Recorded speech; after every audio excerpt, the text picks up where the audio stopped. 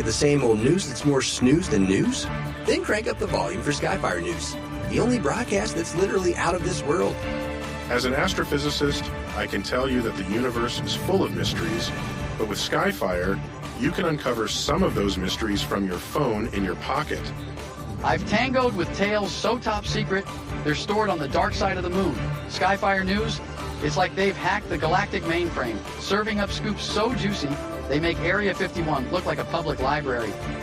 With unrivaled extraterrestrial expertise and interstellar insights, Skyfire News brings you the latest from the final frontier. We're not just ahead of the curve, we're bending space-time.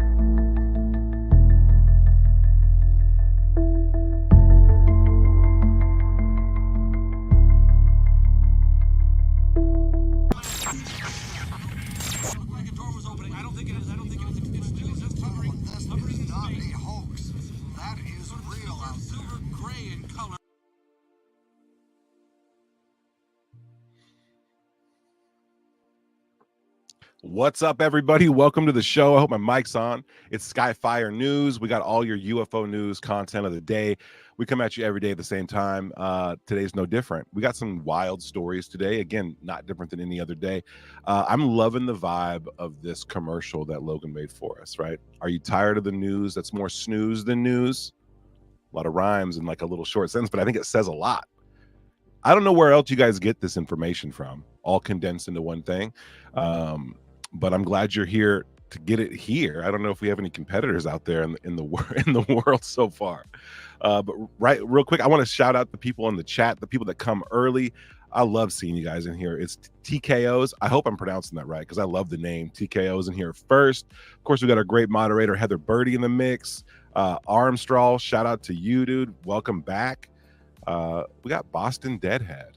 All right. I think yesterday he gave us, and today we get the rock sign. I really like that. I'm really into that. Stoned Ape, glad you're here with us today. We were over in Lou Review's chat for his show earlier. Why don't we ever see Lou in here? You guys got to coax him. Coax Lou Reviews out of his shell, bring him into the show. That would be a wild ride. Get him and UFO Shane talking, just chatting. Who else we got in the mix, dude? Derek Daughtry, good to see you. Anthony Jones, that's a day one homie, right? That's a day one fan. And Pepper Gozin. Neil deGrasse Tyson is an alien. Lou told me it's one of the new chapters. 1999. Every once in a while we get Lou Reviews in the mix. Or sorry, Lou Elizondo. He shows up in the chat. Or someone named Lou shows up in the chat. And that's always hilarious. But without further ado, guys, let's get into the news. First, we want to tell you guys about what's happening out here. This one's kind of fun. First of all, there is a search for extraterrestrial intelligence board game that is coming out. I know a lot of us got families, you know what I mean? We're excited about this stuff. We want to bring the search for extraterrestrial intelligence. We want to bring it home.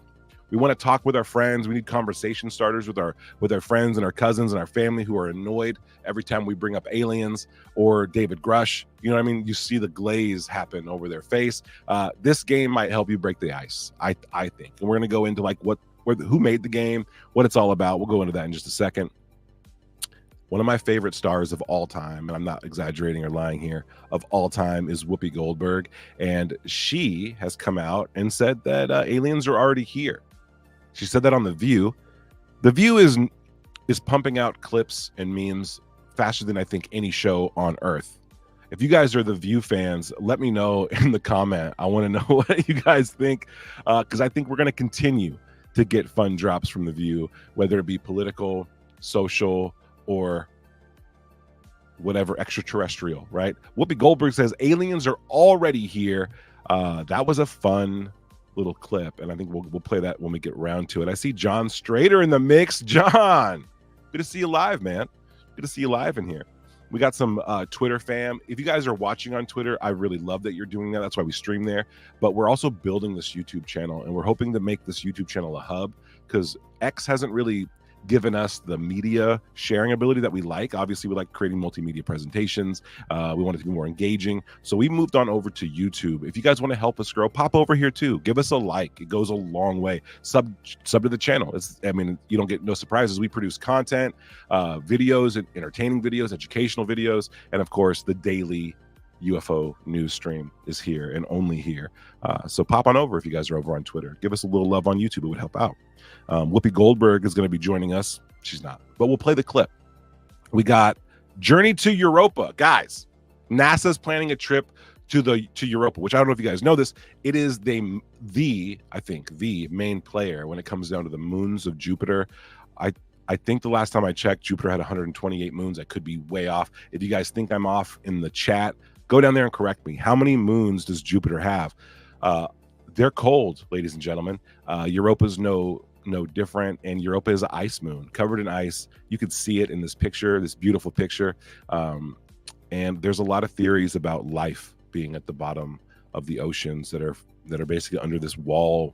I think it's a couple miles thick of ice on Europa, and how they think and why they think underneath the surface is melted water, like a liquid ocean, is for many reasons. One of them being thermal vents that we find on Earth we didn't know about until about 20 years ago. Another reason is because the inside, the core, is obviously warmer, but there's a fair amount of like stretching that's going on these planets as it's being pulled from the gravity of Jupiter, the gravity of the other moons, the gravity of the sun. Causes some tension, builds up some energy. We got 95 moons. You guys are the best. You guys are the best audience. I asked and you guys delivered. That's awesome. So 95 moons. I was just a little off. But maybe maybe they'll find 128 one day. So 95 moons is massive. I think Io is another interesting moon of Jupiter that might harbor life. Again, they're banking off the fact that there might be something under the ice in a liquid ocean, but we haven't drilled there. We don't know yet. We see some vents coming up, shooting stuff out. We assume is water. I know it's not. People assume it is, but I'm not working for NASA, so maybe I'm wrong. But I want to know what you guys think. Should we go back to Europa? Should we go to Europa? Do we have to go there? I think so. From Real Alien Hunter, he said it's a new solar system forming. I hope not. I like to keep it all under one roof, under one solar system. That's me. We got John Strader with "That's No Moon." I love that.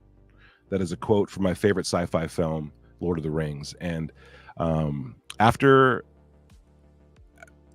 Hermione really figures out magic in Lord of the Rings, I think it all kind of comes together on the train to Musan. We got Samuel Stone in the mix. Glad to be here. We're glad you're here, dude. We're just going over the topics of the day. Up next is going to be, can the CIA teach you to manifest? Guys, the CIA has a ton of projects going on dealing with consciousness. We don't really get to hear about it as it happens, but we do get like some random like updates throughout. And something about the CIA and the gateway process is kind of like a hook for people. People are starting to understand on TikTok. It's going crazy. So we're going to teach you how to manifest. No, we're not. We're going to talk to you about with the process, the gateway process, what it is, and why people think, the idea of manifestation is in the mix. I don't know, but the CIA is involved, and we're going to get you guys involved. We also have a very interesting story coming up. Panpsychism. Look at this. Panpsychism. Are these giant objects in space intelligent? Could there be a consciousness within the sun? Shit, dude. Pardon my language, but I think so.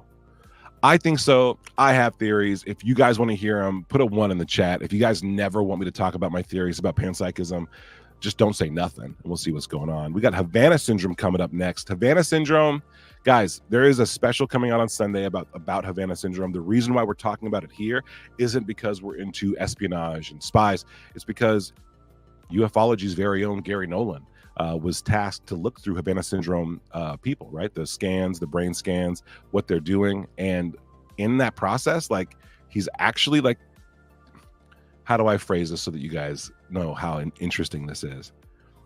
When Gary Nolan was looking through brain scans of UFO experiencers and Havana syndrome, there was like a similarity. He was able to separate the two cohorts, as they call it, but there was still a similarity. So people who are seeing UFOs or having experiences, something's going on in their brain.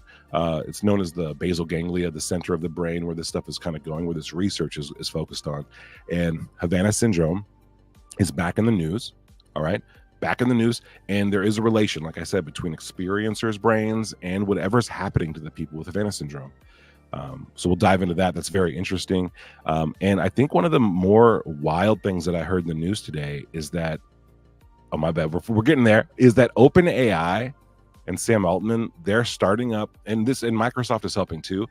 They got $100 billion to build a supercomputer, and they're doing it for their systems. So I don't know if you're familiar with OpenAI's video software now, Sora, but their goal, they've stated with Sora, is to build a world, like to use Sora to invent virtual worlds that will be populated by people with goggles on eventually, right? So they got a world building system happening, and honestly, like, I can't wait to see what they do.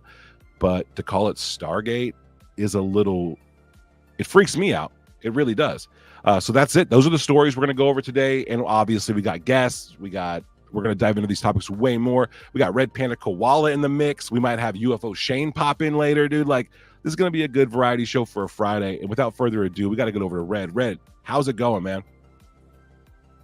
What's up, Tupa? Doing well. How's everyone in the live chat doing? And I saw Shane was backstage. So hopefully we'll get him back here, get through some of these topics. Happy UFO Twitter week, everyone. UFO Twitter week. We might get our UFO Twitter week correspondent in here later to give us a rundown of what you guys are missing, what's left to catch. We're big supporters of UFO Twitter week or whatever's going on in the community. We want everybody to thrive. We want all this information to flow, and we need more hubs. We need more grassroots kind of organizations and projects like UFO Twitter week, I think. Let us know what you guys think. Look who just hopped back stage. We got Skyfire News' very own, famous from the LOLCOW Live podcast appearance, UFO Shane. Yeah, Shane. Yeah, man, UFO Shane, dude. Hey, we all saw you. I don't know if you guys watched, but UFO Shane was on LOLCOW Live, and he was there representing for us. All right, not necessarily true believers, but at the very least, the UFO community. Why are we looking into this? And you had to go toe to toe with Wings of Redemption, dude. How was that? We're friends now. We're friends. Shane, you make friends so fast, bro. I love it. Yeah, like me and him are besties now. He messaged me after that show, and he was like, "Man, I just think you're really cool, and like we need to be friends." I'm like, "Yeah, man, we're cool." That's great. I've watched Wings for years, but I follow YouTube stuff a lot, and when it comes to like the UFO topic, I'm the skeptic, right? So. And he's a skeptic, but I'm also a believer. So it was kind of a weird mix. Hi, Sandy. It was kind of a weird mix. But I was really thankful to be there. And just to really talk about like the realism of the UFO topic, to be honest with you, like I've been getting attacked all day because I don't believe in Nazca mummies all day long. Just getting hated on, and then people attack me. And then I just go, well, I just call them all every name in the book, and they're like, oh. And I'm like, well, you literally assaulted me first, so you're so flabbergasted that I will punch back. In knowing who I am, that's not something you should be surprised about. But this community really gets so argumentative about the facts, and it usually focuses around like UFO heroes, like Jeremy Corbell or George Knapp, for me. And they just want to like fight for these people. And I'm like, these people would never do anything for you. They would never do anything for you. No, that's interesting. I mean, that's an interesting point, right? I mean, the idea that there's fanatics in the community who are idolizing, these like spokespeople or salesmen, whatever, however you want to call it, and that in the end of the day, Shane, your take is that they're not going to do nothing for you. Why are you guys going toe to toe with people online for them? What do you think that is? Why do you think that happens? I mean, just hero worship, really. Like it's more like, for me, like I used to be just like that, I used to love Bob Lazar. I used to love I used to love all these people, man. Used to just fawn over their every word. I used to love Dr. Stephen Greer. Now, when you were in this the honeymoon stage of ufology, what was it that got you to feel that way? What was it that made you want to champion for Greer, for Corbell, or whatever? What was the vibe there? I think for me, like what I had happen to me is unexplained, and I came to Twitter, and I know you guys, right? Like, I mean, I used to watch Red Panda's videos long before I ever met him. I remember when Red Panda joined the space, and I said, "Holy shit!" Yeah, it was like celebrities in the mix, dude. Holy crap! It's Red Panda Koala. And then I got to know him, and then people were like, "Oh, he's a crazy dude," and all this stuff, and but he makes some of the best documentaries ever, and I used to watch them. And but when it comes to me, like why I believe them is because I had something happen to me, and I wanted someone to validate what I believed, But then I started looking into that's interesting. What it's all about, though, right? Like, we all want to understand something. We're all here to figure it out. But then you listen to George Knapp talk about what he knows for a fact that element 115 is buried somewhere. He's like, "Oh, when Bob Lazar dies, I'll dig it up." Dude, you're like 20 years older than him. That's not going to happen. Ross Coulthard is saying that he knows where a giant UFO is buried. That's disclosure. Both of those things are full-on disclosure, but they keep talking about it. And then another thing for me that got me from not being a true believer, because I was doing it based on what I thought was real, was just the fact that they never apologize. Like, I've had to apologize tons of times where I was wrong, but they don't. And that's not genuine to me. And I think you have to be genuine. And like, Jeremy Corbell hasn't apologized one time for obvious fakes he's been caught up in. The same thing with Bob Lazar, the same thing with George Knapp, the same thing with especially Dr. Stephen Greer. And I remember watching his documentaries and showing my family, like, it's real, like, this is the guy. He has talked to presidents. And then I go back and I go through the presidential libraries, and there's no discussion of him whatsoever. But he tells people he talked to him. And, but if you talk to a president, or you brief a president and they are out of office, you can look up all their briefings that would be there. And then everyone says, "Oh, it's a conspiracy." No, it never happened, and they're lying. They're lying to you. And that's really where I was like, okay, these people are just, and then I looked into how much money they're making. Oh, yeah. Yeah. How many claims they've made that have not come true. There's a guy, his name is Robert something. He talks about the not the assessment of the situation, not the estimate of the situation, which is a good friend of mine, but like friend of the show. Who? Robert Salas? No, Robert Salas is a whole different ballgame. That dude's lying for sure. Damn. You're going full Bill Nye on Salas right now. I love it. Well, should we get into some news with UFO Shane? Let's do it. Yeah, let's do it. Thanks for weighing in on that, Shane. It's a very interesting thing. This hero complex, hero worship in the community kind of has to be addressed. You know what I mean? And it leads us in some weird places. Well, of course, though, right? I mean, real quick. I mean, just of course, right? And then you have like Gary Nolan, who I've talked to. I helped a woman whose kid was having weird paranormal experiences, and I sent the kid and her to Kit Green and to Gary Nolan. And I kind of feel bad about that because I don't think they're genuine, and it sucks. I really like Gary. So Gary, real quick for the audience, Kit Green and Gary Nolan are kind of big names. Gary Nolan's name is going to come up when we talk about Havana syndrome, but these are researchers and scientists and inventors and doctors. They're at SRI, or Stanford Research Institute, and Kit Green is heavily involved in everything from remote viewing to brain scans of experiences at Skinwalker Ranch. Gary Nolan got involved. He's also very interested in this topic, and he's now, there he is, my boy Gary. He's come out. He's a good spokesperson for a lot of this stuff. He's able to explain it very well. He has a interesting approach to social media, right, which is stock and block. It's very interesting tactic. But yeah, these are the guys, right? And so they were talking about how they had cohorts and examples of brain scans of people who were experiencing stuff. So the idea of sending people, their way to get studied and to get talked to makes a lot of sense. And now you're saying you might have second thoughts about that, about having done that. Yeah, I mean, honestly, like I get it. I get being famous on Twitter. I get it. Like I get like being someone who's popular. I mean, I understand. Like I wish I was there, to be honest with you. Yeah. But I'm just a regular guy. But when it comes down to it for me, it's like, look at how these people have obviously sold hoaxes. They've obviously sold grifts, and they have not.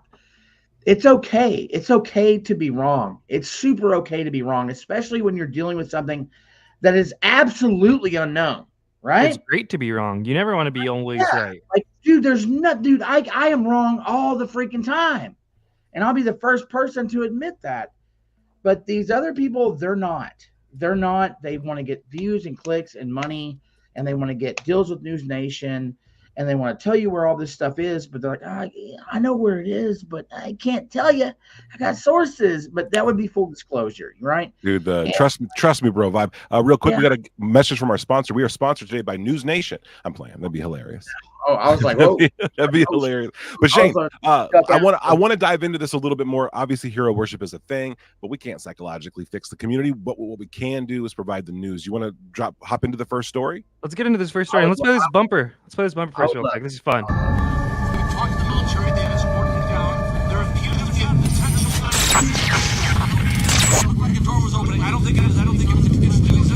Get back in the car. Get out of there. I gotta get out of there. And we're back. Out of there, ready for the news. What do you want to tackle first, Tupa? So I think this is a good segue, right? SETI, it's a board game, right? They made a board game. I think this kind of stuff helps us talk to our friends and family about the topic without trying to sound like we know everything. It puts everybody at kind of an even keel of what's happening, the rules of the game, or what's going to dictate the conversation, the flow of information. That's kind of interesting to me. Let's get some facts. So the Czech Games Edition introduces SETI, Search for Extraterrestrial Intelligence, a sci-fi board game. You got 1 to 4 players. It sounds honestly like a winner. Like, I've played really ridiculous games with rules I don't want to even learn. This one, at the very least, is in my wheelhouse. I think it's a good conversation starter. What do you guys think?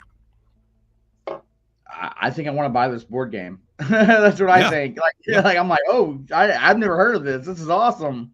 I'm Shane, down. I love games. Aren't comic books and board games kind of like one, and like they kind of go hand in hand a little bit? Yeah, dude, I used to sell them, and they lost me tons and tons of money. They lost me a lot of money, but they were still cool and fun. The zombie games made me a lot of money, but Walking Dead was popular at the time. But I want to hear more about this. So let me hear more about this, and then I'll decide. All right, let's see. So it's based on real research, right? It features technology to explore beyond Earth. So my guess is it's kind of in the mind. I'm trying to figure out it's 1 to 4 players. It's not a role-playing game. It's definitely a board game. It upgrades enhanced data analysis and widens search scope. I'm very curious. Now, 200 cards offer unique effects and illustrations. The reason why we have to read these facts is because there's not a lot of media out about the game yet. There's been one announcement. They're really banking off this AI image of satellites for the cover. They're really banking off that. And honestly, I think that they could get it. More games about aliens, please. But this sounds like a very basic game. I don't think they're reinventing the wheel on this one. I think it's going to be turn-based, probably roll some dice. You want to land on exoplanets and survey them, right? Planets and moons. If your moon has ore or something, bam. You know what I mean? It's my guess it'd be more like Monopoly than anything else. But we'll keep you guys updated. Shane, maybe we'll play it for the members, right? There's a version of Risk where, instead of everyone hunkers down Australia or whatever in Risk, there's a version of Risk where after the third game, aliens attack Earth. and you put it in the middle of the Atlantic, and then someone gets to be the aliens. And that's why I love board games. So I'm down for this. Like, I mean, hell, I might buy this. This is pretty cool. Dude, it's good. Shane, did you hear the story about the SETI at home program? It was like a separate program from SETI, and they were looking for specific signals, and it turns out that they found them. So we covered that earlier this week in the show, but it's interesting because one of the things they did to find it, they have a ton of information, not a lot of ways to look through the information. So they essentially let people download a screensaver, and the screensaver ran the data in the background and analyzed it for specific things. So like they had 2 million people helping kind of like flush through the usable data. And that was awesome. I would like to see something like this with maybe a digital version of the game, because I think participating in something like that is great. It's like mining for crypto, but instead you're mining like planets using satellites looking for alien technology, which is a real thing that actually happened, and still I think that program's still live. Oh yeah, it's pretty cool. Sean Shostak is the guy from SETI. And like he's on Ancient Aliens like every other episode if you watch him, which is pretty fun. SETI? He's on Ancient Aliens? Oh, dude, yeah, Sean Shostak. Seth, I think Seth Shostak. But yeah, Gauge in the game. Exchange in the chat is, does this board game look like a Ouija board? Well, here's what the board game actually looks like. Here's the thing. Does this look more fun or less fun than you imagined? It's a board game. Okay. Yeah. Here's a little sample. Here's a sample of the cards you get. Ooh. Let me see. I'm looking here. I didn't read it. I'm looking the number one for each trace of the chosen type you discovered on Saturn. I mean, it's science based, I guess. To be honest, it looks boring. It looks most super boring. Board games. I was gonna say that it looks super boring. Most board games are going to be super boring. The interesting aspect is that this actually deals with UFOs. That might be enough to get us sitting down. Again, I see it as a conversation starter for your friends and family who are tired of hearing you just be like, so. I don't know though. You know what a non-human biologic is? Honest, this sounds like the worst way to get your friends and family into UFOs. No, it doesn't. No, the worst way was, I think, and I love this guy, but what was his name? Dan, who sat his family down on camera during Thanksgiving and was like, let's talk about UFOs. Now, I love this guy. I think he's one of the nicest. Dan Warren on TikTok. Yes, so nice, so genuine. But what I felt so bad for his family having to sit through that, man. Like I went to film school. I've had to sit my family down and be like, help me with this project. You guys got to be this. So I know what it's like. It's like pulling teeth. Dude in the chat said next story. But I'll tell you this. If you're gonna bring, for real. If you're going to bring your friends and family to do this, you better have some Frazetta boxed wine and just be like, it's on tap. It's on tap. Just keep drinking and have a good time with this board game, because it does look hella boring, but some Frazetta boxed wine is going to get you there. It's going to get you there. You're going to have fun. You're going to discover things, and you're going to be probably super wasted at some point. But, probably definitely. Sober. I don't. I never have.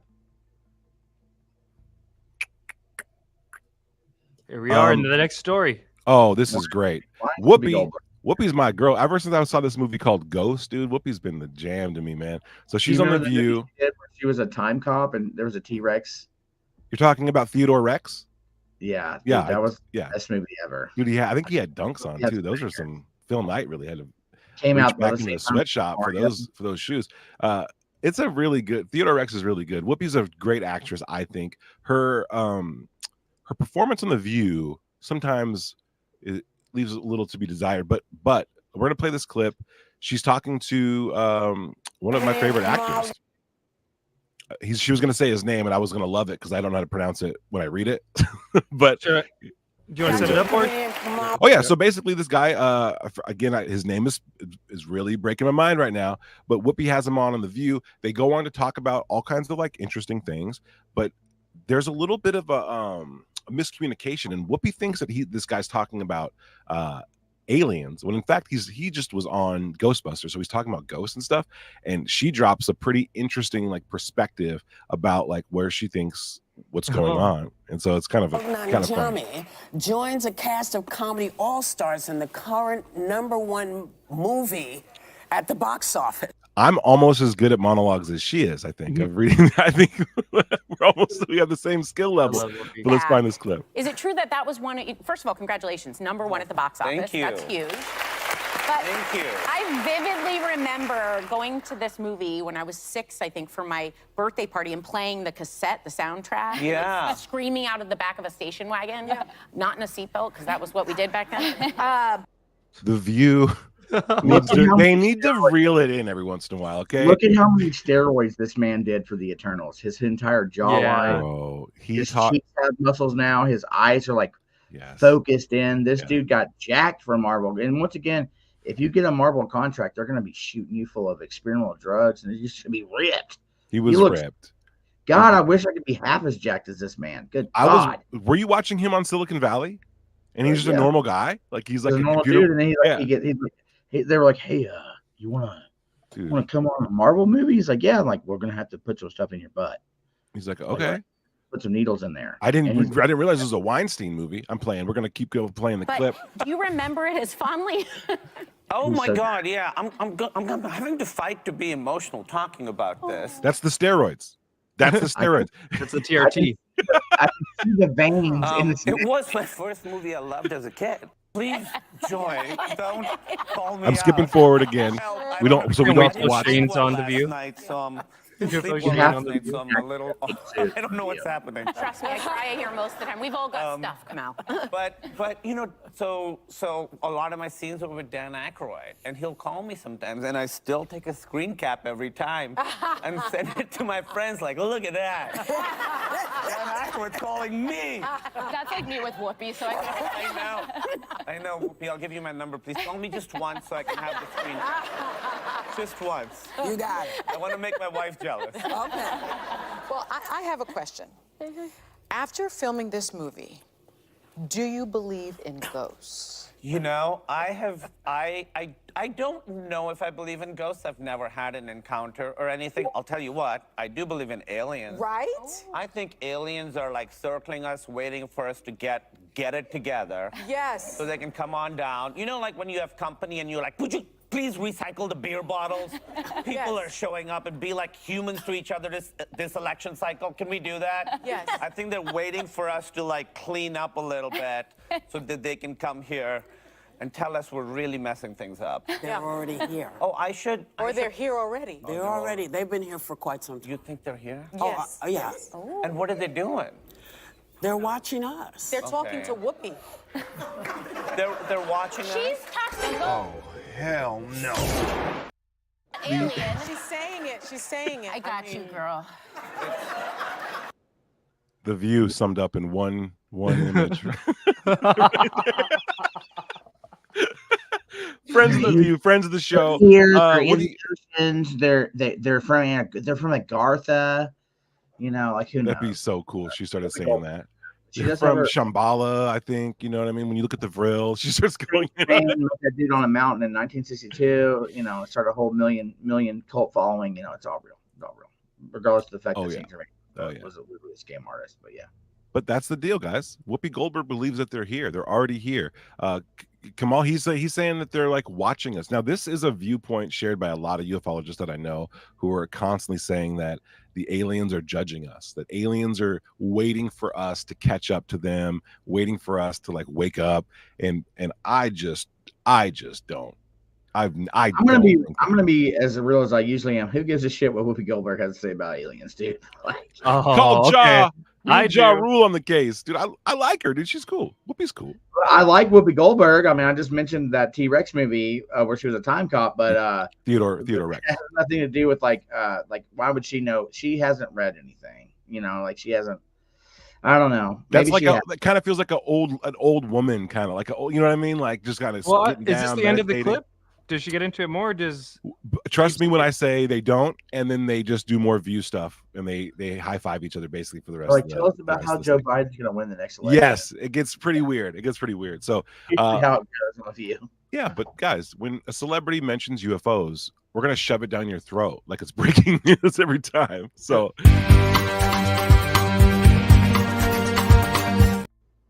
So just buckle up. If you see it, we're talking about it. If you guys want to tweet at Whoopi, I don't even know if she has a Twitter, but we really do got to ask these people what they believe about UFOs. And now Whoopi's on our short list of possible guests because, you know, I mean, there's no reason not to chat it up with someone who's so convinced that she they're said here. it like she knows. Yes, she did. Yes, she did. Maybe a little too much. I don't know. Maybe she's had an experience. Dude.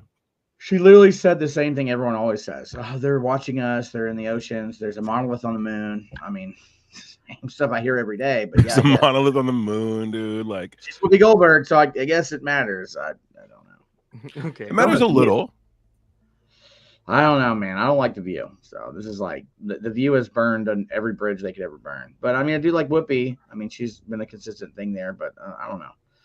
You know, it's the same thing you always hear from people. It's like, oh, there's a monolith over Mars, which there might be. I'm not saying there's not. No. You know, it is cool to have someone like Whoopi say these things on her platform that gets all these views and stuff.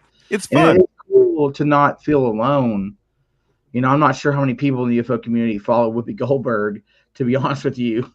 But it is cool to still have her. Like, just be like, yeah, man, there's aliens in the oceans, and like they're mer people, and they live like, you know, 17,000 feet, and the Kraken's real, and one's my cousin.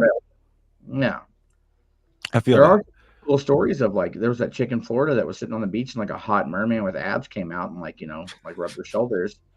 It's a good story. I don't know. We got to dive into that. We need a deep dive. Well, that was fun. I don't know. Is this a?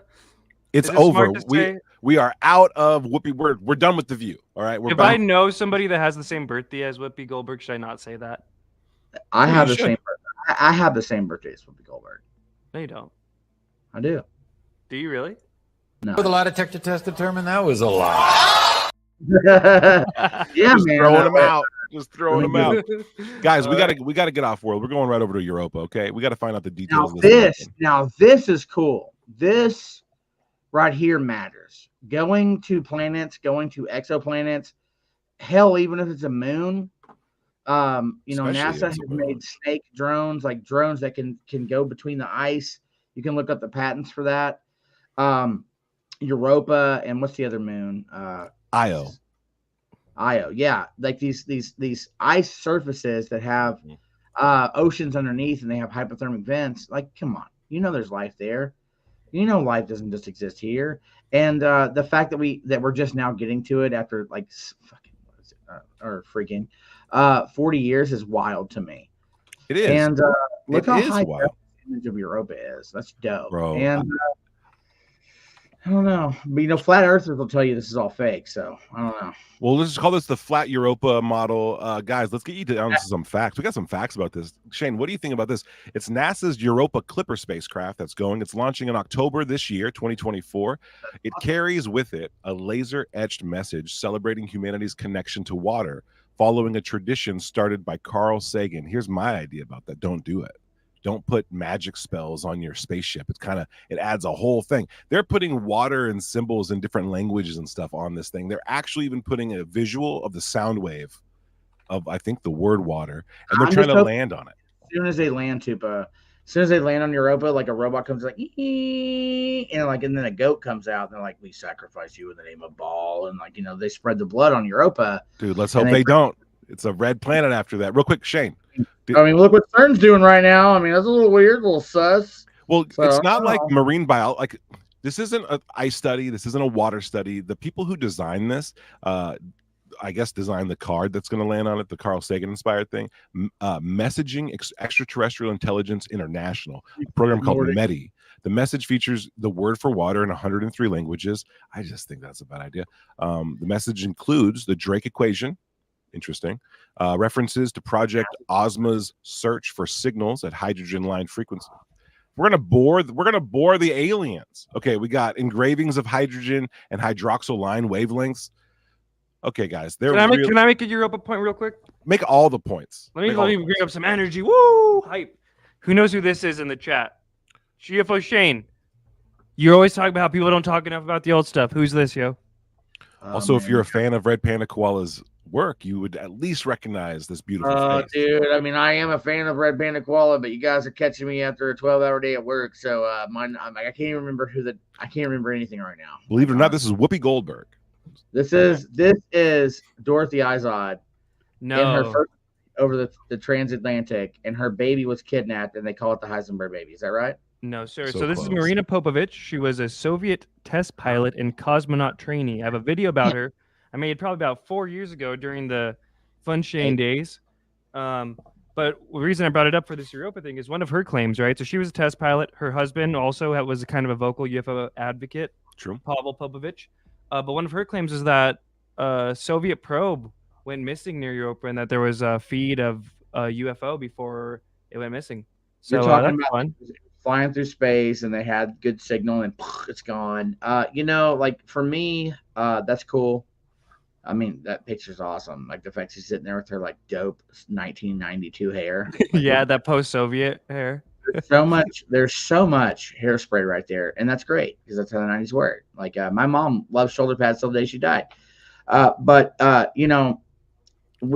John should Streeter in the chat knew, by the way. Shouts out John.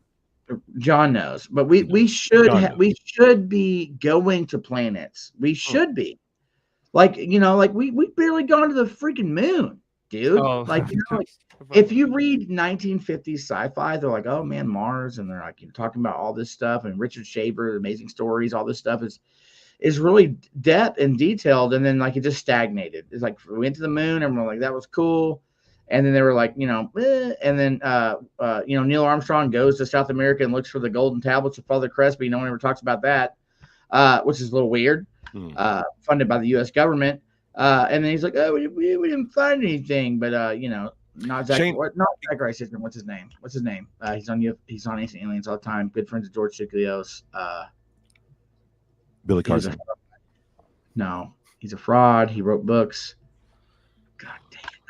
Van Daniken? Yeah. Van Daniken literally grifted off that. If Van Daniken was on your bingo card today, you're checking it off. All right. You are. And but still there are mysteries, and we send our astronauts not only into space, but we also send them to South America for caves, the Los Tajos caves, right? So it's pretty cool. I mean, there are mysteries there. Humans really in here said we never landed humans on the moon. I would argue that we did, but you can argue that we didn't. But if they were non-humans. I love Chariots of the Gods. It just got mentioned by Sandy. Sandy, you're a real one for that. But also like this idea that our space programs and our space exploration just died suddenly, and we never went back to the moon. We have all these. I don't believe that at all. Chat, have we been back to the moon and it's been secret? Did we find something there and it just went underground? All of these theories, I think, are just so valid because we have this basically a space exploration dark ages that happened after our biggest accomplishment. So if I had to ask anyone, like on a scale of 1 through 10, how sus is the moon? And I think like anyone who's researched this would be like, oh, it's like a 9. Oh, let's ask the chat. Chat, scale of 1 to 10, how sus is the moon? If you guys need sus moon facts, we got all of them for you. Hey, long baby. Also, Ashton Forbes in the chat, friend of the show. Ashton, make sure you like this stream. He says, "Great point, Ashton. Everyone, if you're watching, go like the stream." Yeah, and if you're watching on X, pop over for a second, hit that like button, turn your notifications on.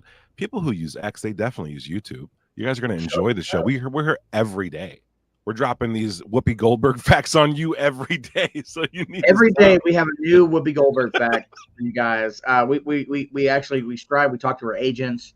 You know who I've been trying to get on? I know we're talking about celebrities. Just real quick, is Rob Lowe, and there's a show called The Lowe Files, where Rob travels the country with his son, and he has like a shamanistic friend. He's a white dude that like trained with shamans. He's a real shaman, and they go to like Alabama, and he's like, yeah, man, there were like 8 creatures in the woods.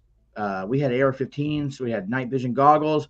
And he's on Jimmy Kimmel talking about this, and I have messaged him every 3 days for 8 months, trying to get Rob Lowe to come on Spaces.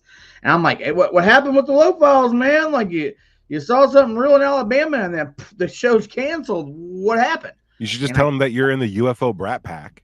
And you need his seniority. You need his like advice. I'd rather be a part of this UFO group than the UFO late group or whatever nonsense. Hey, but we don't want to throw no shade over there. But we are better than the UFO late group. I mean, by far. We're glad you guys are here. But the UFO late group could be its own thing. But we do need to get Rob Lowe in the mix. Okay. Dude, Rob Lowe literally had an entire show where he traveled the country with his son and he had a real experience. And he's on Jimmy Kimmel, and everyone's like laughing. Watch he's it. like, I have it up. The lo-fi? No. We have a lot of stories. We're not gonna. Yeah, we can't play clips too. Okay, moving on. Some dance rock just to get us like upbeat. Get us there. Bring it home, man. Bring it home. I mean, I need you hyped, bro. There it is. I'm getting hyped. There, I don't know what you're listening to, but I want it. I'm just trying to get in the mood here. All right, what's our next story, Tupa? Can the CIA teach you to manifest? You know, odds are actually likely. Probably. Right? Yeah, actually 90%. likely. Well, let's erase the manifest word, right? We can't do it in our graphics team, but really what they're talking about is the gateway process. And so I think it's worth a couple more slides. The gateway process was basically developed in, I think the CIA started talking about in 1983. Okay. So it's been in the mix for a hot moment. Red's in the mix. I love that. Okay. So, guys, like if you don't know what the gateway is, a lot of TikTokers are talking about this. I see it all the time now. Can I read it? Can I read it, Tuba? Yeah, please do. The Gateway Process Discovery 2003. The CIA declassifies 1983 documents on the Gateway Process using sound frequencies for higher consciousness. Gateway's origins, the 1950s. Bob Monroe develops techniques discovering sound frequencies alter consciousness. The CIA explores methods during the Cold War due to suspicions of Soviet psychic research. It involved rabbits, by the way. Process goals and levels, aims to enhance inner guidance, not military use. Levels induced by audio tapes range from meditation to time manipulation. It keeps going. You're not done yet, dude. Here we go. Here. Process mechanics. Oh, different synchronicity. Brain hemispheres with binaural beats for relaxation. Participants influence reality through intense visualization. Modern interest in adoption and renewed interest in 2021 boosted by platforms like TikTok and Vice. Individuals share transformative experiences with the Gateway program. Oh, there you go. Why does it keep going? I would like to say, like, just correct me if I'm wrong here. Did the CIA invest millions and millions of dollars into psychic research? Yes or no? I believe that is true. It checks out that that's pretty true. And if the government's investigating it, then you should probably be like pretty sure that it's real in some way. Yes, sir. And you know, to people who may be watching this, be careful with those things. I've heard a lot of bad stories about those Monroe tapes. I have too. Gateway especially. I've heard, like, Carl the Crusher's told me that it's all a CIA scam to get people to do the bad side of like inner research, like, you know, research into your. Oh shoot! We have some more. We have some more drama in the house. We got Lou Elizondo in the chat. I'm suing this clown UFO Shane, dude. Oh, dude. Damn! Lou hates you, bro. Every stream I go on. You. I don't know where Tupa is, but let's get into this next story. I don't know if you saw this. Havana syndrome's in the news again. You see this, UFO Shane? I'm in the mix. Oh, hey, Tupa. Just having a little camera issue, but we're good. Yeah, Lou Elizondo. I actually ran from Lou. That's the reason, because he's out here suing everybody. Yeah. Tupa was like, I'm out. Dude, Havana syndrome is in the mix. Red, tell us about the story that they're going to do on Sunday. Sure, yeah. So the reason why it's back in the news is that 60 Minutes is doing a little article about it.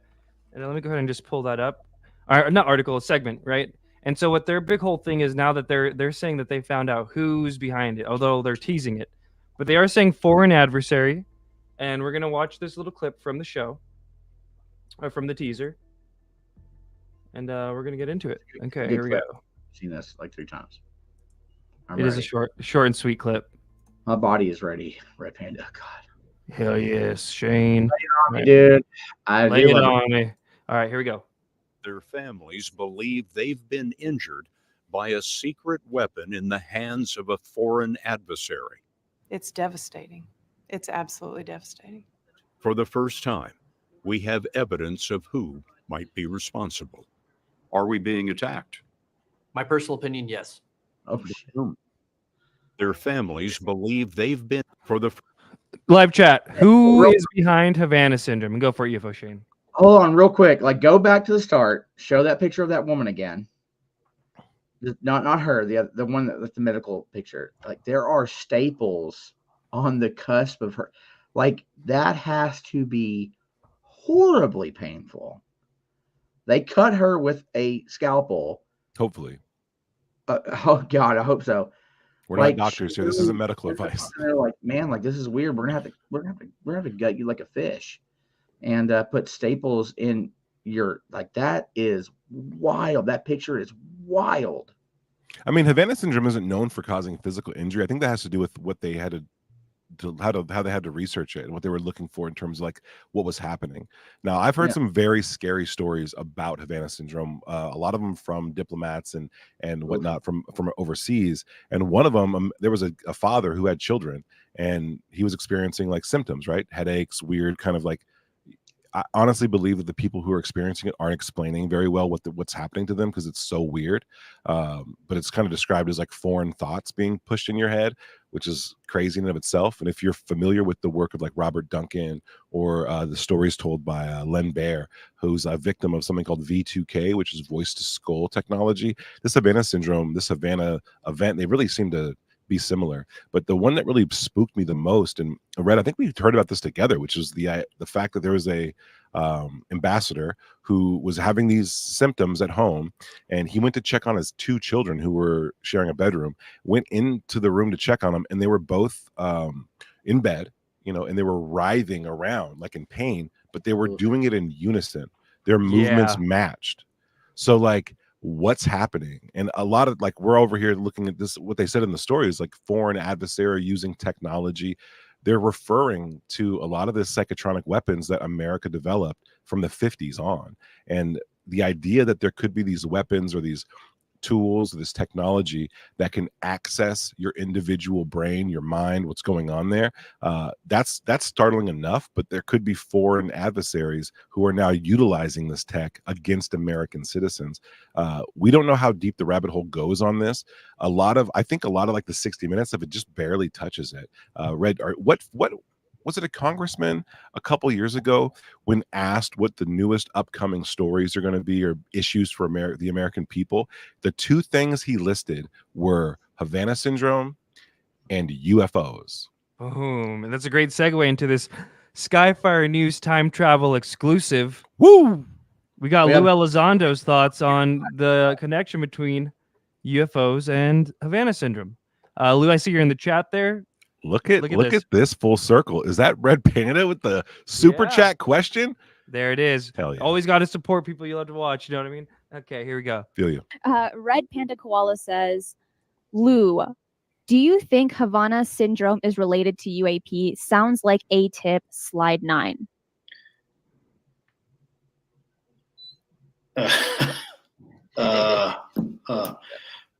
First of all, a profoundly relevant question. Profoundly relevant. One that I'm not prepared to answer right now. Yeah, for sure. I'm thinking in my mind right now the number of individuals that would be breathing down my neck if I even go into that. There's some very interesting peculiarities. I am not qualified to discuss the nuances of Havana syndrome. I think we are still trying to figure that out.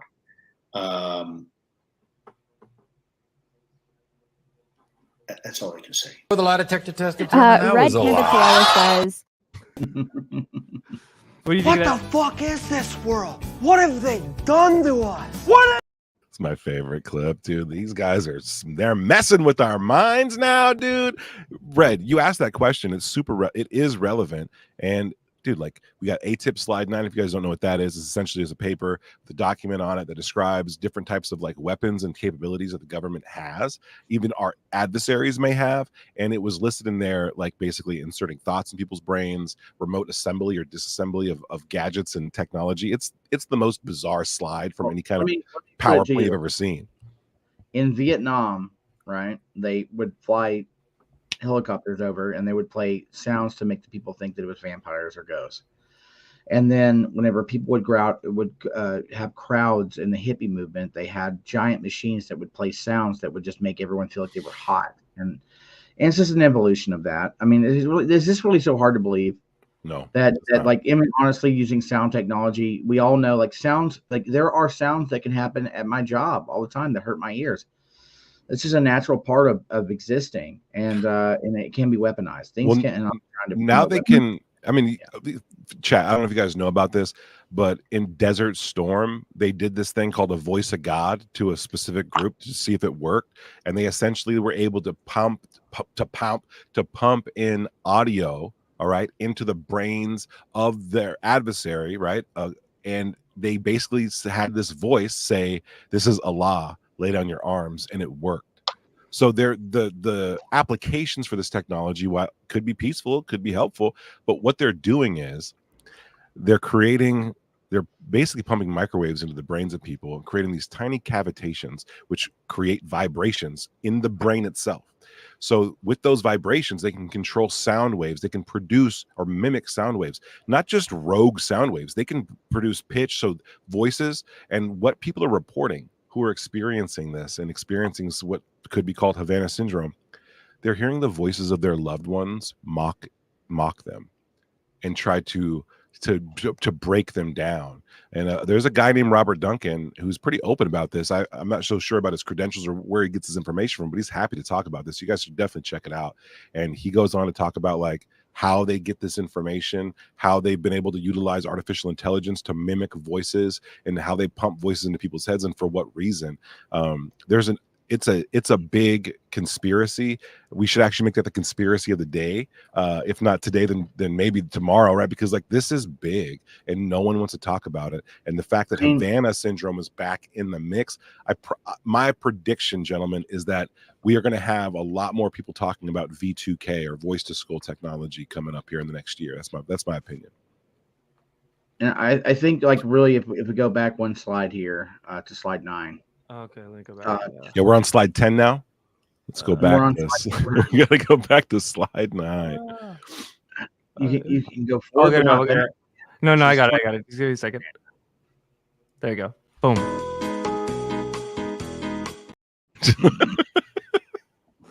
Let's just go through this for a second. Cool. The science exists for an enemy of the United States to manipulate both physical and cognitive environments in order to penetrate U.S. facilities, influence decision makers, and compromise national security. Psychotronic weapons, cognitive human interface, CHI, penetration of solid surfaces, instantaneous sensor disassembly, whatever that means, alteration, manipulation of biological organisms, anomalies in the space-time construct. What the hell is that? Unique cognitive human interface experiences. DoD advantages. Department of Defense is what DoD means, by the way. The Department of Defense has been involved in similar experiments in the past. The DoD has relationships with renowned subject matter experts, and the DoD controls several facilities where activities have been detected. That's crazy. Like this whole thing. I don't like it. It's creepy, man. How many of these little things can you apply to Havana syndrome? I was thinking of that when Shane was reading that. Like, I'm not sure if you can like the time construct is weird. Like what the hell does in the space-time construct mean? Like literally what the hell does that mean? Time travel. Wild. Jack Sarfati robot phone call. Yeah, it's time travel. It's sending messages and thoughts to the past and present or whatever, you know what I mean, the future. I think the instantaneous sensor disassembly, you know what that sounds like scanners. Like the sensor could be a person. Like what if you could automatically disassemble somebody's ears, right? Or just destroy parts of their neural framework. Instantaneous sensor disassembly does not sound like you're taking apart like video cameras, like security cameras, like instantaneously. I think and I think if you really look at this, like the penetration of solid surfaces is something the government definitely wants to do. They want to be able to look beyond a structure, right? Like, and that's pretty crazy. But also, like I said, man, like in the Vietnam, they did it with Hueys, and then they did it with whatever, and then people get together and they have sonic weapons, and then that was in the 80s, and now look at where could they possibly be now? God only knows. True. True. Hey guys, real quick, Shane, I want you to be there for this. We're gonna try to deep dive into Havana and into like the V2K stuff. It's very fringe. We're gonna do that for a members only live stream, and I want to be able to have you guys ask questions and pop in.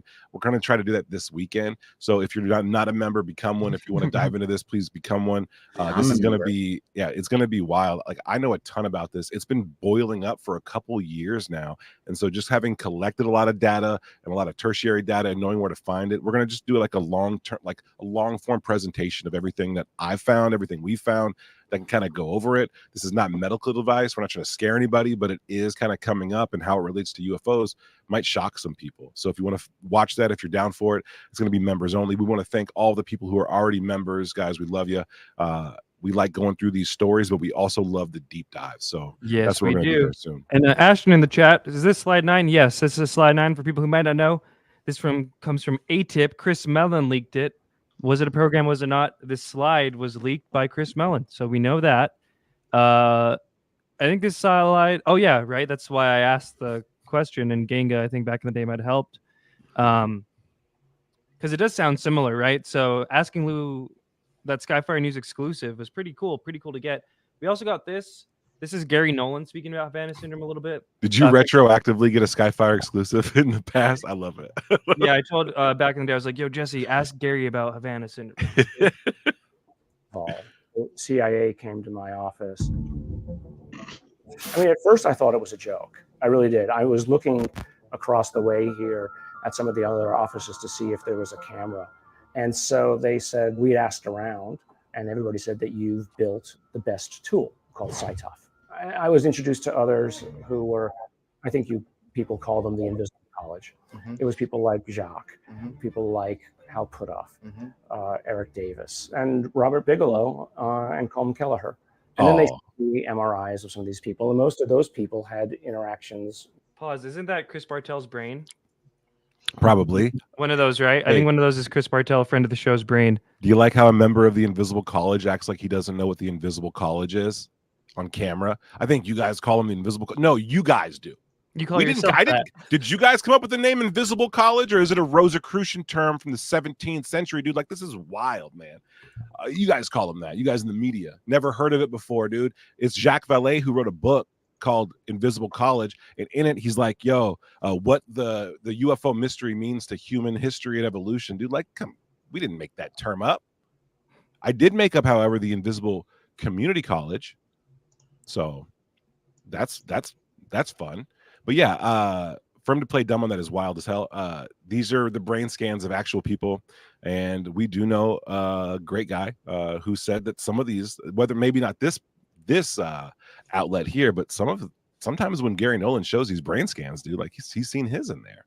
He doxed Chris Bartel's brain on Tucker Carlson, yo. But let's finish this clip. Most doxed brains, ufology. And most of those people had interactions with UFOs, and these were Department of Defense and intelligence people, so supposedly and reasonably credible individuals. So in looking at the MRIs of some of these people, we noticed a area of the brain that seemed to be disturbed, let's say, or different in many of these individuals. So it's an area that I've talked about before between the head of the caudate and the putamen that had increased neural density. And maybe that was what I thought it was. Still, I think he's talked about the connection before of Havana Syndrome and UFO stuff too. Yes. And I got content on content on content about the basal ganglia, or the caudate putamen structure of the brain and how that relates to this phenomenon. Real quick, I want to play this real quick about I think you guys call him the Invisible College. No, man, your dog does. He wrote a book called The Invisible College. And this is on the cover. What a group of scientists has discovered about UFO influence on the human race. So pretty important situation there. And everything that Gary Nolan is talking about there, like higher cognitive abilities, right? Like, guys, this might fall back into like essentially with the people. Some people believe that human beings are evolving and that we're currently evolving. We're always in a state of evolution, but every once in a while there's these checkpoints made or gotten to, which allows or opens up for new senses, new sensory input, new data, new ways to even process regular data. Gary Nolan believes right? That some people who are seeing phenomena, whether it be a UFO or an alien, they're actually seeing parts of our reality that go unseen by normal people who aren't evolved that much yet. And people can't control how evolved they are or not, but there are genetic markers there. And Kit Green and Gary Nolan are paying a close attention to what those markers are, who might be on the advanced level. Itzhak Bentov talked about this. We talked about Itzhak Bentov yesterday on the show. There's a new short out for that if you guys want to see. But again, all this stuff kind of ties together. And that's why we want to do a deep dive about all this stuff. We could not possibly cover it all in one show. There's no way. But yeah, the Invisible College, Gary Nolan, that's not our term. I didn't come up with it. So there's that. That's my little one piece about that. All right. I think we got like, what, one more story? I can't wait. I think we got 2 more, but we have 8 more stories, guys. What are we at? Oh yeah, we're right past the hour. Guys, thanks again for being here. We're not going to go anywhere fast, but we do have 2 stories coming up. I think one's going to be we still have 2, but me and you still have part 2 of the Jackie Hernandez story to do. Yes, Jackie Hernandez back at it. What are we going to call it? Saturday. I don't know when we're going to do part 2. I think it's members only, but it's going to be awesome. And dude, it's part 2 should be open. Part 2 should be open. People like that stuff, but maybe we'll just do it this weekend. Members only. We'll plan that in the background. For now, we got to get on the next story, guys. OpenAI has started to produce a $100 billion supercomputer mainframe so that they can go ahead and build the world they want to build. I'm not talking about the real world. I'm talking about the world they want to build in a computer for you individually. OpenAI and Sora, their goal is a world building. They want to be a world builder, and it's an automated process. Obviously, if you had designers in there designing every door frame, every blade of grass, it's going to be a project you can never reach. But using AI to pump these out is actually the smartest move. But the interesting aspect of this is that they're calling it the Stargate, the supercomputer that they're building, $100 billion. They're calling it the Stargate. How do you feel about that, guys? $100 billion is a lot of money to invest in anything. That's wild. I don't know. It's a very interesting name. At first, I thought it was like, are they building a portal? But it sounds like it's just an AI world building thing. Right? They could be building a portal. Not just anything though, because it costs $100 billion. For $100 billion, I think you might get a portal. That's what I think. Like $100 billion. That's right. I think that's right. $100 million. We're talking about 100 billion. That's a tenth of 1 trillion. Exactly right. That's wild. Yes. It is wild. It is happening, and we got to be prepared, I think, for what's happening, like how fast this switch over or how fast these new changes are going to happen. Like with AI tools, I'm a filmmaker. I've been watching media advance for a while, and I've never been so close to being like, okay, every single person alive can make a full feature film without ever touching a camera right now. That's where we're at. And that's a big change. That's one industry. You go into any other industry, photos, anything even outside of entertainment, right? Editing, copy, web design, software, all it's happening now with just a click of a button. There's no more barrier of entry between these things for people to achieve these kind of goals. Otherwise, you need the teams to do. You get OpenAI creating a supercomputer database. What's it for? No one just builds supercomputers anymore or these farms anymore. They're made to process gigantic chunks of information. We talked yesterday about Cambridge Analytica. I think that was yesterday. But Cambridge Analytica, they've been doing this for a long time. They've made predictive models for consumers. They know what people do, what they're going to do. If you think about Starburst and you look at your phone and there's an ad for Starburst, it's not because they heard you. It's because like people are predictive now. They create the want and the desire. They watch it happen. They put the ad on your Facebook feed. All that stuff is happening. And I think the kind of data that OpenAI is about to process is not consumer data. I think what they're going to do is they're going to be processing people's individual worlds as they go through them. So essentially you'll put on goggles and now you're in another world that a designer didn't have to create. It's actually being created for you. Every step you take, every place you look, it's being created in real time, catered around your needs. You don't have to be a genius to understand the psychological vulnerabilities that come from that, from using that kind of technology, but it is interesting. 100 bill, dude. Can't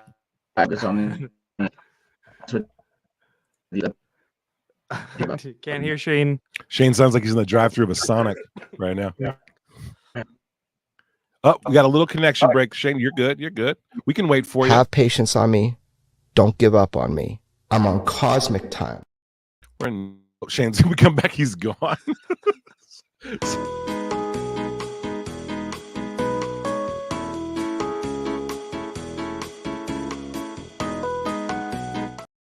I love when that melody resolves. It's like, but I think we have to create another one of those with Shane, a baby walrus. Like we have to. Like he has to be in that picture now. Yeah, his beard picture with the tusk is iconic. But yeah, I guess we got one more story too, right? This was the most stories we've done in an episode.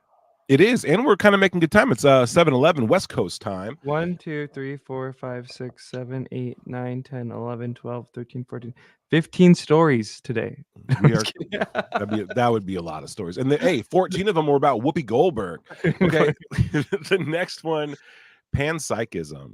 You guys know what that is? You know what that is, Red? No, I'm out of the loop on this one. So okay. I think it basically is. What's that? What is that? Panpsychism is kind of the theory that. Let me restart that again. We got this. Panpsychism is the theory that like these celestial objects, like planets, moons, and suns, especially, might actually be conscious. There might be a consciousness to a star. There might be some motivation behind it. Now, consciousness is a huge mystery for us. We don't know what runs it. Well, we also don't know what runs a star. And I'll be honest with you guys, like I first came across this idea when I heard that there was a correlation between sunspots and human activity. There's not a lot. I mean, it's not like solid, it's not concrete, but people did notice, especially back in the day when they first started to observe sunspots, right? That there were, and these are black spots on the sun that just kind of go by, and they're just holes in the sun, dude. There's the surface of the sun has no energy right there. We don't know what they're formed by or what happens, but people did correlate sunspot activity with human suffering. Okay, we're not talking about huge advancements in tech. We're not talking about holidays that celebrate someone's God. We're talking about human suffering, famine, war, plague. These events were marked by higher increases of solar flares and sunspots. For those who don't know, solar flares erupt from sunspots. To the naked eye, we just see a black spot. But when you look through X-ray or gamma ray or any other type of wavelength of light, that sunspot is a gigantic explosion. Those explosions directly affect human activity through its effect on technology. Just look no further than the Carrington event of whatever year that Carrington event happened, where we got hit with such a powerful solar flare. People were seeing the northern lights down in Texas, all right? And all these telegraph wires got blown up. If that happened again today, we're screwed. So why am I talking about solar flares, sunspots? Well, there's a connection between human consciousness and whatever the hell's happening out there. So let's get into some of the details about panpsychism that people are getting pan-psyched up about. I made that up on the spot. I thought it was pretty sick. Okay. Philosophical and scientific debates persist regarding the nature of consciousness and its relationship to the physical world. So panpsychism is kind of like the intersection there. What's happening, right? It serves as a bridge between physicalism, or people who are obsessed with the real world, and suggests that consciousness arises from the physical world. I don't think so. Guys, have you ever heard this theory? Have you ever heard the theory that suns might be intelligent? That there might be intelligent information between stars? How are they communicating? Why are they communicating? Red, what are your thoughts on this now that you kind of got the overhaul idea?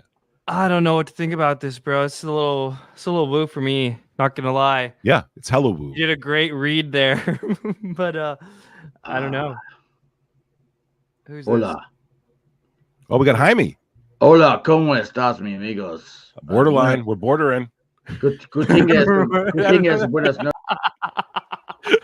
We are bordering.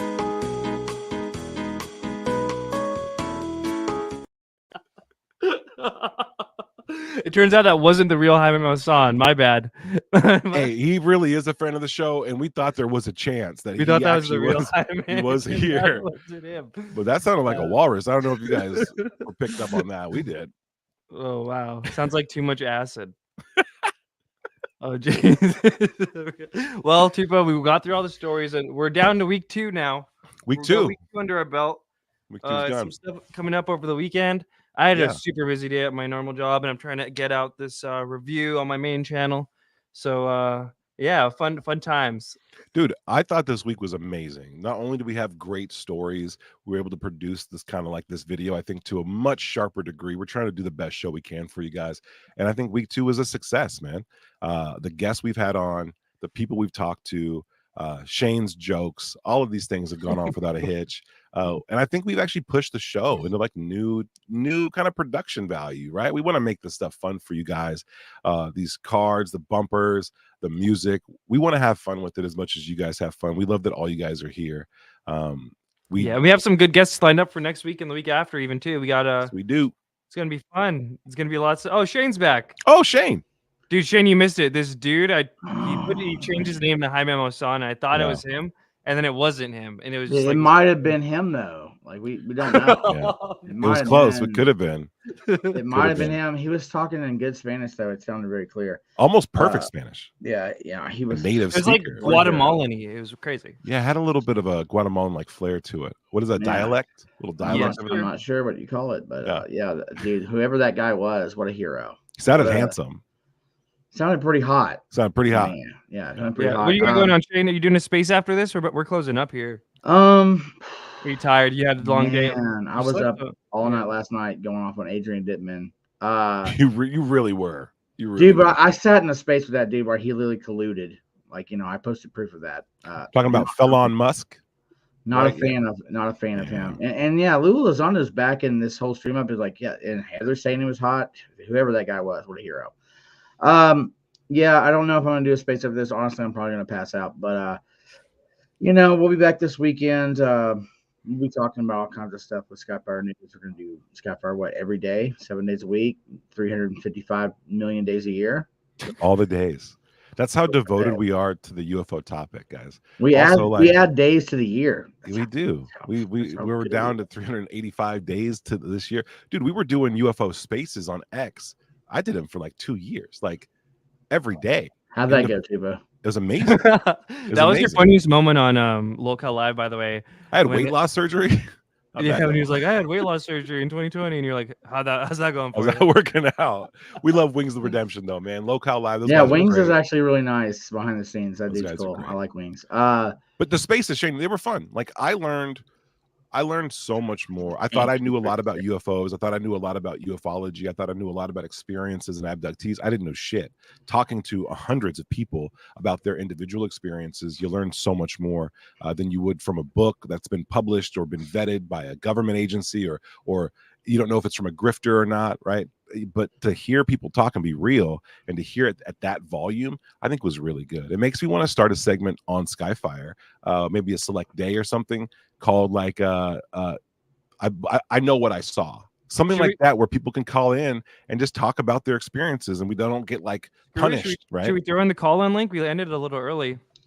Or no, we tired. I could go either way. Listen, I'm down. If we allow people to call in right now, I think it'll be 5 minutes of waiting for one rando to pop in and then troll us. That's what I think, but I love it. Chat, if you guys want us to throw it in the StreamYard link or the call-in link, and you guys want to pop in here, just let us know.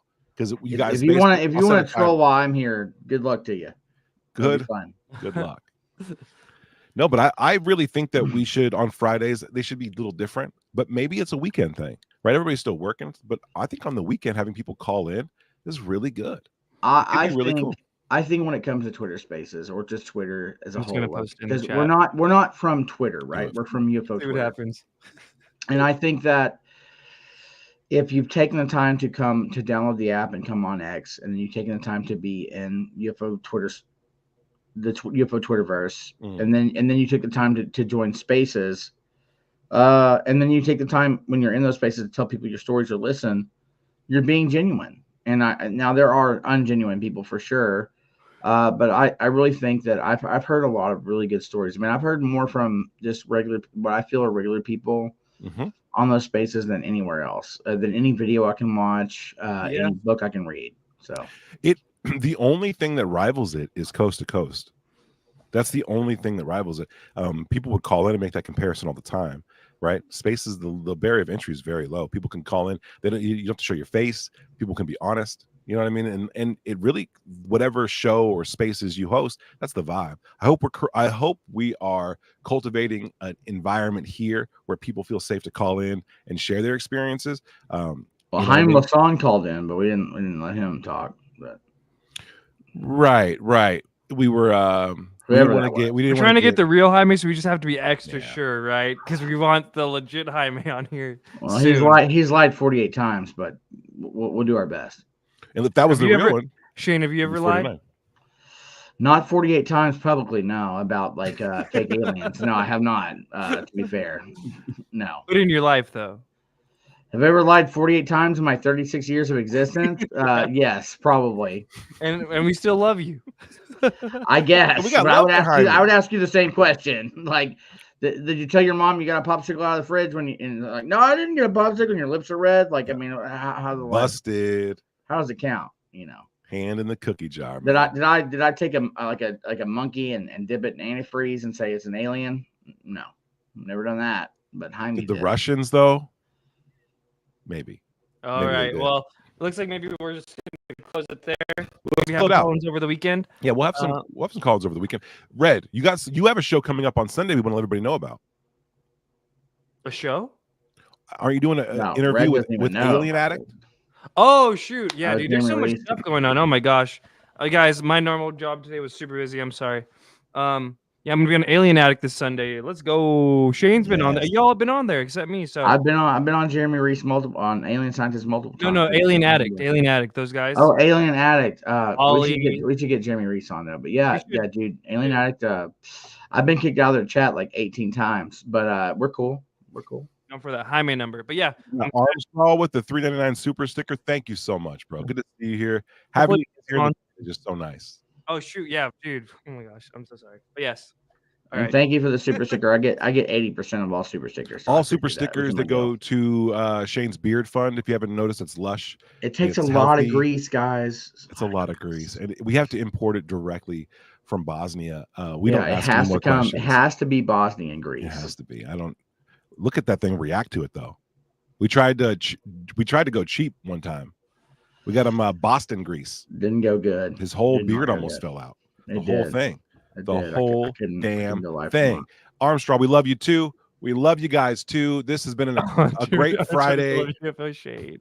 No. People steady roasting. I love it. Guys, we're going to close this out with a great commercial. I just love this commercial. This is, are you tired of this? The news that's more snooze than news? We are. Get ready for Skyfire. Woo! Woo! Guys, thanks again. Then crank up the volume for Skyfire News, the only broadcast that's literally out of this world. As an astrophysicist, I can tell you that the universe is full of mysteries, but with Skyfire, you can uncover some of those mysteries from your phone in your pocket. I've tangoed with tales so top secret, they're stored on the dark side of the moon. Skyfire News, it's like they've hacked the galactic mainframe, serving up scoops so juicy, they make Area 51 look like a public library. With unrivaled extraterrestrial expertise and interstellar insights, Skyfire News brings you the latest from the final frontier. We're not just ahead of the curve. We're bending space-time. Sick of the same old news that's more snooze than news? The door was opening. I don't think it is.